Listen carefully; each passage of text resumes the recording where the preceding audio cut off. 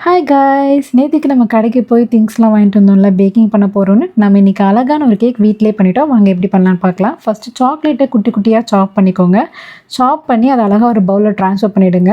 Melted key இல்ல butter சேர்த்துக்கோங்க. என்ட்ட பட்டர் இல்ல, நான் கீ தான் போட்டிருக்கேன். அதில கொஞ்சம் கொஞ்சமா பால் சேர்த்து டபுள் பாயிலிங் மெத்தட்ல நல்லா மெல்ட் பண்ணி எடுத்துக்கோங்க. மெல்ட் பண்ணத ஓரமா வச்சுக்கோங்க. மிக்ஸியில 1 கப் சுகர் ஆட் பண்ணி அத பவுடர் பண்ணி எடுத்துக்கோங்க. இப்போ ஒரு பவுல்ல 1 cup maida, 1 cup powder sugar, 4, 5 spoon cocoa powder add பண்ணிக்கோங்க. இது கூட மெல்ட் பண்ண சாக்லேட் ஆட் பண்ணிக்கோங்க. அடுத்து baking powder, baking soda, pinch of salt இது மூணுத்தையும் சேர்த்து கொஞ்சம் கொஞ்சமாக பால் சேர்த்து மிக்ஸ் பண்ணிக்கோங்க. எந்த ஒரு மெஷர்மெண்ட்டும் யூஸ் பண்ணி நம்ம இந்த கேக் பண்ணல. சும்மா என் கைக்கு வந்தெல்லாம் போட்டு நான் பண்ணுறது தான் கேக்குன்னு சொல்லிட்டு பண்ணிட்டு இருந்தேன். பாருங்கள், வெனிலா எசன்ஸ் ஊற்றவே மறந்துட்டேன். அதனால் இப்போ சேர்த்து அதே மிக்ஸ் பண்ணிக்கலாம். அடுத்து ஒரு சிலிக்கான் மோல்டில் கீ இல்லை பட்டர் அப்ளை பண்ணி வச்சுக்கோங்க. இதை நீங்கள் பேப்பர் கப்பில் கூட பண்ணலாம். இதுக்கப்புறம் ஒரு சைடில் டைரி மில்க் சாக்லேட்டை கட் பண்ணி பீஸாக எடுத்து வச்சுக்கோங்க. அடுத்து செஞ்சு வச்சுருக்க கேக் பேட்டரை அழகாக ஒரு மூலையாக ஊற்றி அதுக்குள்ளே சாக்லேட்டை உள்ளே ஸ்டஃப் பண்ணி வச்சிட வேண்டியதான்.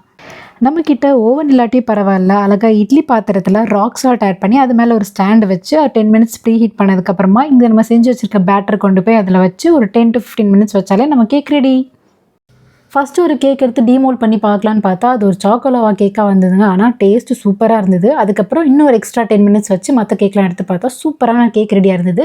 வீடியோ பிடிச்சிருந்ததா லைக், ஷேர், சப்ஸ்கிரைப் பண்ணுங்கள். டாட்டா.